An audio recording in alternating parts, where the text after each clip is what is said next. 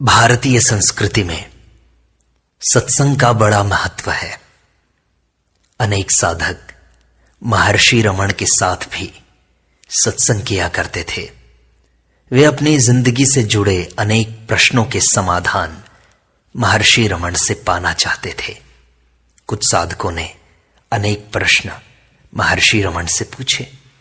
एक साधक ने पूछा कि महर्षि, सभी व्यक्तियों में मृत्यु का एक भय होता है, सब लोग मरने से डरते हैं, तो महर्षि, इस मृत्यु के भय का क्या उपयोग है? इससे हम क्या सीख सकते हैं? तब महर्षि ने कहा, निश्चय ही मृत्यु भय सब में व्याप्त है, पर उक्त भय से कोई लाभ नहीं, क्योंकि मनोसंचित वासना अभिभूत मनुष्य प्रकृति जनित मृत्यु का पात्र बनता है। यह भय मनुष्य को वैराग्य की ओर प्रवृत्त नहीं करता, अतः वह इस विषय का अनुसंधान करने में असमर्थ रहता है। वह इस शरीर की नश्वरता को नहीं जान पाता, वह इस आत्मा की अमरता को, इसकी सत्यता को नहीं जान पाता। तो महर्षि, आप सब लोगों को बिना भेदभाव के यही उपदेश क्यों देते हैं? मेरा उपदेश क्या है? प्रत्येक मानव में विद्यमान अहंकार का मरण अवश्य होना चाहिए। उसे इसका चिंतन मनन करना चाहिए। इस अहंकार का अस्तित्व है अथवा नहीं, बारंबार यह मनन करके मनुष्य सुपात्रता की ओर अग्रसर होता है। महर्षि, मृत्यु तथा पुनर्जन्म के मध्य कितनी अवधि रहती है? अवधि न्यूनाधिक होती है, परंतु ज्ञानी इन परिवर्तनों से मुक्त है। वह परम पुरुष में विलीन हो जाता है। ऐसा बृहदारण्यक उपनिषद का प्रमाण है। एक मत यह है कि मृत्यु के उपरांत प्रकाश का मार्ग ग्रहण करने वालों का पुनर्जन्म नहीं होता, किंतु तमिस्र आगामी जीवों का सूक्ष्म शरीर में कर्म फलोपभोग के पश्चात जन्म होता है। लोग ऐसा मानते हैं। यदि पुण्य पाप समान है तो मृत्यु के पश्चात अविलंब यही पुनर्जन्म हो जाता है। पुण्य अधिक होने पर सूक्ष्म शरीर स्वर्गगामी होकर पुनः यहां आकर जन्म लेते हैं। पाप के अधिक होने पर जीव नरक में जाते हैं तथा उसके उपरांत पुनर्जन्म लेते हैं। योग भ्रष्ट पुरुष के संबंध में भी ऐसा ही जानो। शास्त्रों में यह सब वर्णन है। वस्तुतः न जन्म है न मृत्यु है। मनुष्य अपने स्वरूप में यथावत रहता है। सत्य यही है। महर्षि, आसन क्या है और क्या वे जरूरी होते हैं क्या? योग शास्त्रों में अनेक आसनों का प्रभाव सहित वर्णन है।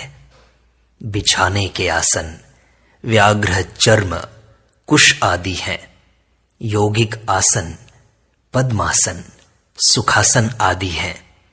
इनका उद्देश्य क्या है? आत्मज्ञान। मैं देह हूं, देह को स्थापित करने को आसन चाहिए। यह भूमि है। यह विचार कर मनुष्य आसन की आकांक्षा करता है, परंतु क्या उसे सुषुप्ति में सहारे अथवा बिस्तर का, सैया पर बिस्तर का तथा पृथ्वी पर शैया का विचार था? सुषुप्ति में क्या उसका अस्तित्व नहीं था? उस समय उसकी क्या अवस्था थी? वास्तव में आत्मरूप अवस्था से अहंकार की उत्पत्ति हुई।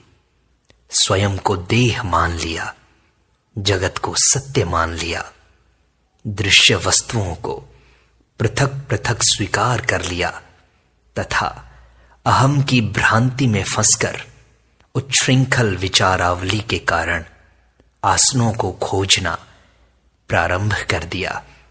मनुष्य को यह बोध नहीं कि वह सर्व वस्तुओं का केंद्र है तथा सबका आधार है। जिज्ञासा करने पर मनुष्य आसनों, खड़ाऊ आदि के प्रभाव की गुरुत्वाकर्षण के संदर्भ में व्याख्या करने लगता है। उसकी कल्पना में इन वस्तुओं के अभाव में उसकी तपस्या लड़खड़ा जाएगी। वह ऐसा सोचता है, कल्पना करता है। इन सब साधनों को शक्ति कहां से प्राप्त होती है, यह सोचो। बाह्य कार्यों को देखकर वह कारणों को ढूंढता है तथा उन्हें आसन तथा खड़ाऊ के प्रभाव में मान बैठता है। ऊपर फेंका गया पत्थर पुनः नीचे आकर धरती पर गिर जाता है। कारण क्या है? वह कहेगा पृथ्वी के आकर्षण के कारण। पर वास्तव में प्रश्न यह है, क्या ये सब उसके विचारों से भिन्न है? विचार करो और कहो, क्या पत्थर, पृथ्वी तथा आकर्षण मनुष्य के विचारों से भिन्न है? इन सब का अस्तित्व मन में ही है। इनकी शक्ति तथा नियामक वही है। वही इनका केंद्र तथा आधार है। वही आसन है। आसन उसे अडिग रूप से बैठाए रखने को है। अडिग रूप में वह निज वास्तविक अवस्था के अतिरिक्त कहां तथा किस प्रकार रह सकता है? यही आसन है। महर्षि काम, क्रोध, लोभ इनको कैसे दबाएं? इनका दमन कैसे हो? काम, क्रोध आदि दुख कारक हैं। कारण क्या है? कारण है अहम भ्रांति। अहम भ्रांति का कारण है अज्ञान। अज्ञान का कारण है भेद बुद्धि। भेद बुद्धि का कारण है जगत को सत्य मानना तथा जगत को सत्य मानने का कारण है कि हमने शरीर को मैं मान लिया है। शरीर को मैं मानने को देहात्म बुद्धि कहते हैं। देहात्म बुद्धि अहंकार की उत्पत्ति के पश्चात ही संभव है। अहंकार न उत्पन्न हो तो समस्त दुखद श्रृंखला टूट जाती है।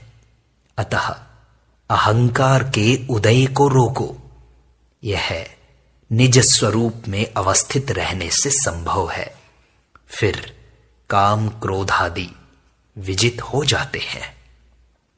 महर्षि, आप कहना ये चाहते हैं कि इनका मूल अज्ञान में है। यही तो बात है।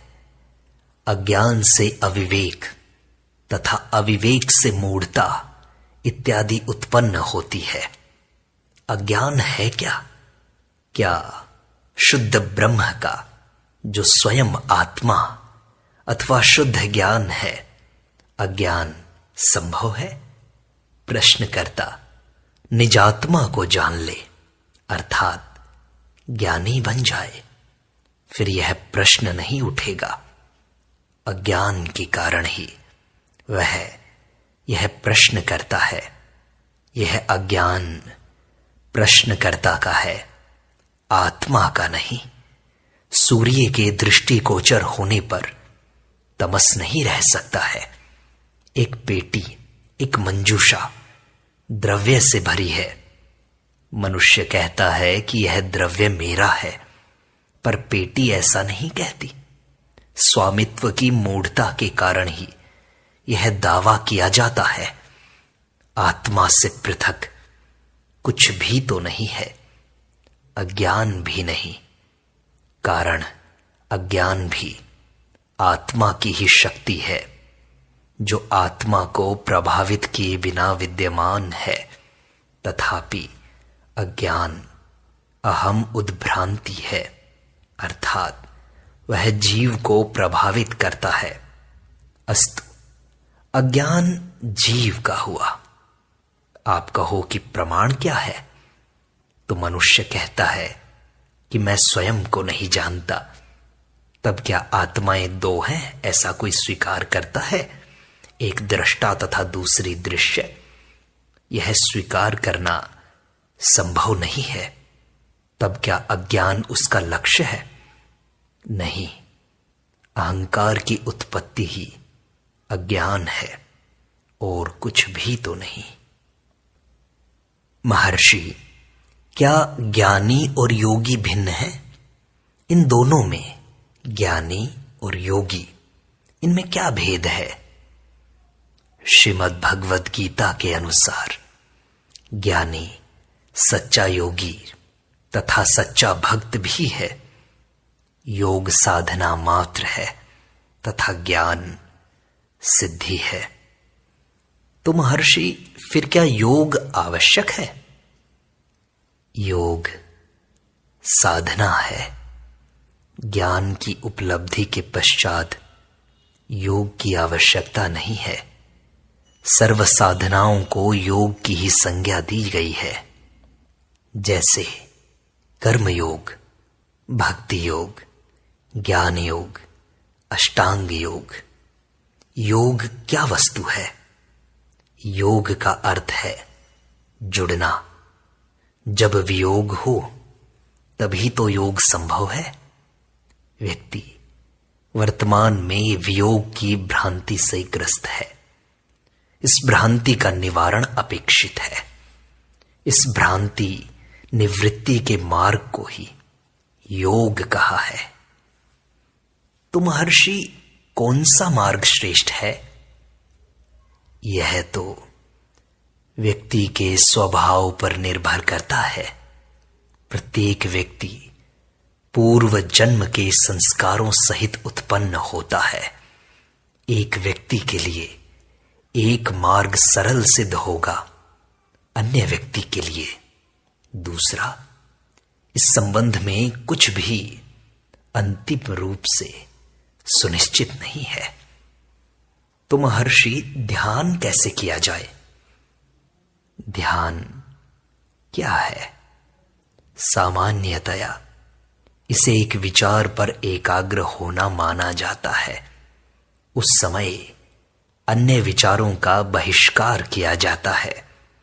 उचित समय पर यह विचार भी लुप्त हो जाना चाहिए।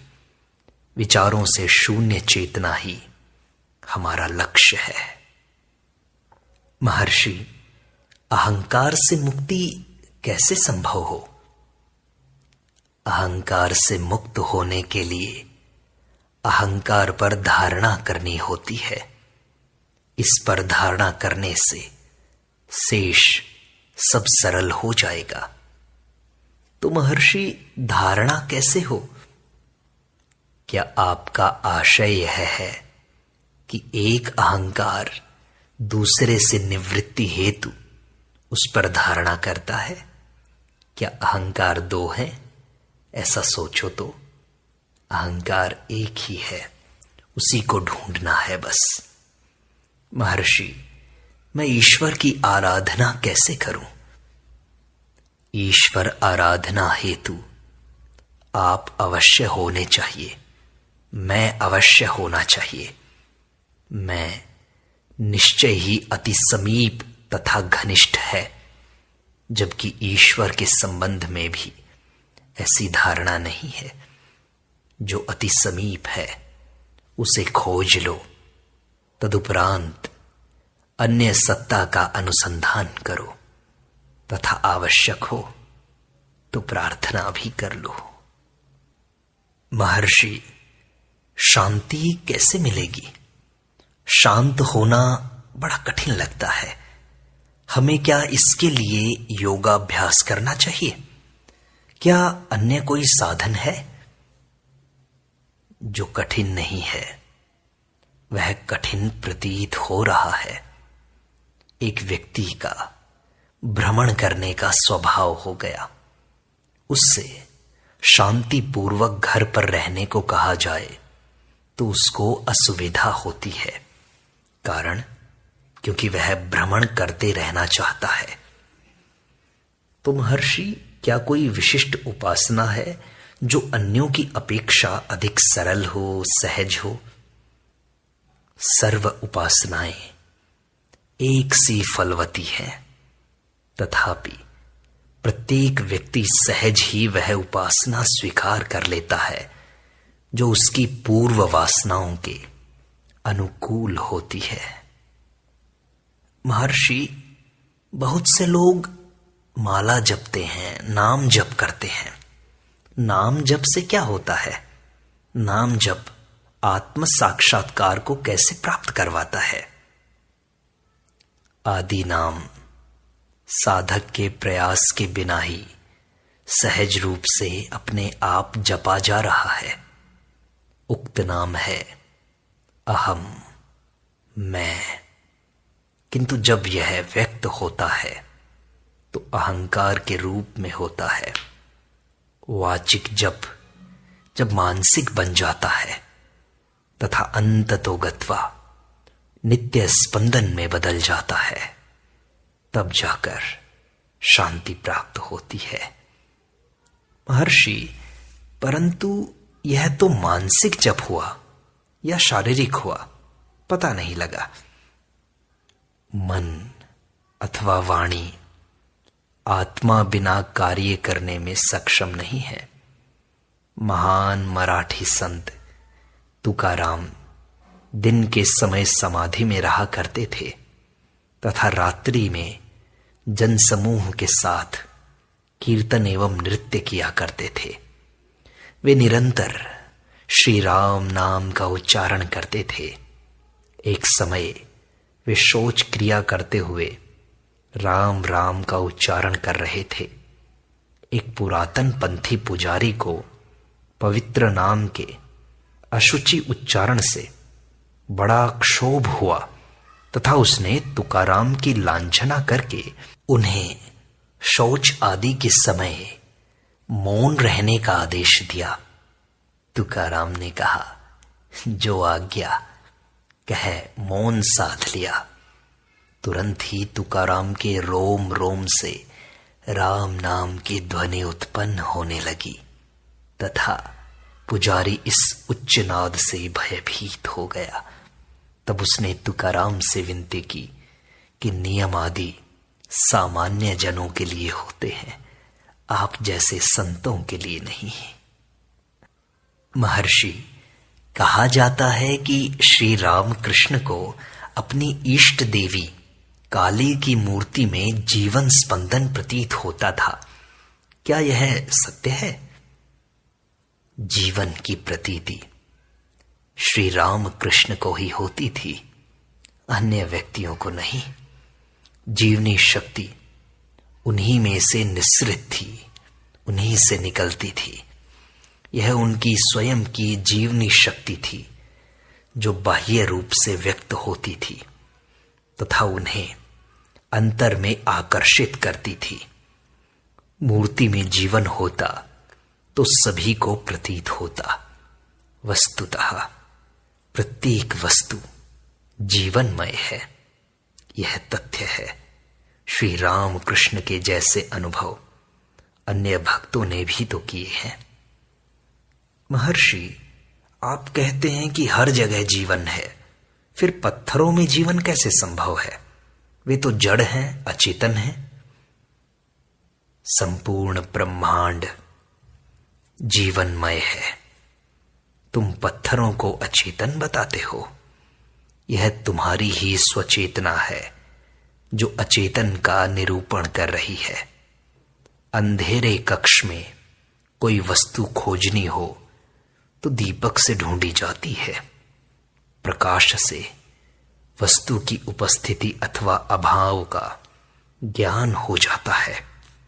कोई वस्तु चेतन है अथवा अचेतन, यह जानने को चेतना की आवश्यकता है। कोई मनुष्य अंधेरे कक्ष में हो तो उसे खोजने के लिए दीपक की आवश्यकता नहीं, आवाज लगाने पर ही वह उल्टा उत्तर देता है। उसे निज अस्तित्व सूचित करने हेतु दीपक की आवश्यकता नहीं होती। सिद्ध हुआ कि चित्त स्वप्रकाशित है। महर्षि मन को अच्छे मार्ग पर कैसे रखें? अभ्यास के द्वारा। इसे शुभ विचार प्रदान करो। मन को श्रेष्ठ आचरण का प्रशिक्षण देना चाहिए। महर्षि, परंतु मन जो स्थिर नहीं होता उसको कैसे करें? भगवद गीता कहती है, शनैः सपरमेद आत्मसंस्थम मनः कृत्वा अभ्यास वैराग्याभ्याम। अभ्यास और वैराग्य से मन को स्थिर करो। अभ्यास परम आवश्यक है। प्रगति धीरे धीरे होगी।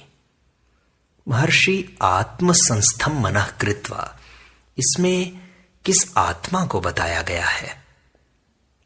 तुम क्या अपनी आत्मा से अनभिज्ञ हो? अपनी आत्मा को नहीं जानते? तुम्हारा अस्तित्व तो निसंदेह है ही, अथवा क्या तुम अपने अस्तित्व को भी नकारते हो? यह आत्मा कौन सी है? यह प्रश्न तो तभी उठेगा जब तुम्हारा अस्तित्व न हो। किंतु तुम यह प्रश्न कर ही नहीं सकते यदि उस समय तुम अस्तित्ववान न हो जाओ। तुम्हारे अस्तित्व के कारण ही तुम प्रश्न उठा सकते हो। तुम्हारा प्रश्न यह सिद्ध करता है कि तुम्हारा अस्तित्व है। यह ज्ञात करो कि तुम कौन हो और कुछ नहीं करना है। महर्षि, मैंने अनेक ग्रंथ पढ़े किंतु मेरा मन आत्मा की तरफ नहीं मुड़ा। क्या करूं? क्योंकि आत्मा पुस्तकों में नहीं है। आत्मा तुम्हारे अंदर है। पुस्तकों के अध्ययन से मनुष्य विद्वान बनता है। यही इसका उद्देश्य है, जिसकी पूर्ति हो जाती है। लोग पुस्तकों के पढ़ने से विद्वान बन जाते हैं, परंतु आत्मा पुस्तकों से नहीं मिलती। आत्म साक्षात्कार तो स्वयं के अंदर झांकने से होता है। तो महर्षि, आत्म साक्षात्कार क्या है फिर? तुम ही आत्मा हो और साक्षात भी तुम ही हो। तुम्हें साक्षात में कार लगाने की जरूरत नहीं है। इस प्रश्न से ऐसा लगता है कि तुम स्वयं को अनात्म मानते हो। तुम मानते हो कि तुम्हारे अंदर आत्मा नहीं है। तुम्हारे प्रश्न के मूल में है कि तुमने इस शरीर को अपना मान लिया है। प्रश्न उत्पन्न हुआ है वर्तमान में। तुम्हारी सुषुप्ति में भी क्या यह प्रश्न उत्पन्न हुआ था?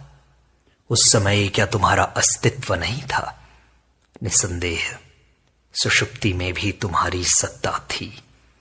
दोनों अवस्थाओं में क्या भेद है कि अभी प्रश्न उत्पन्न होता है किंतु सुषुप्ति में नहीं। वर्तमान में तुम स्वयं को देह मान रहे हो। चारों ओर तुम वस्तुएं देखते हो तथा उसी प्रकार आत्मा के दर्शन की आकांक्षा रखते हो। इतना दृढ़ है आदतों का बंधन। इंद्रियां अनुभूति का यंत्र मात्र हैं। तुम दृष्टा हो, दृष्टा रूप ही रहो। इसके अतिरिक्त दृश्य है भी क्या? सुषुप्ति की अवस्था ऐसी ही है। अतः तब यह प्रश्न उत्पन्न नहीं होता। इस प्रकार आत्म साक्षात्कार केवल अनात्मा को हटाना ही है, जो देह, इंद्रियों, मन, बुद्धि से परे तुम्हारा स्वरूप ही है। तुम ही उसे देखते हो, तुम ही हो।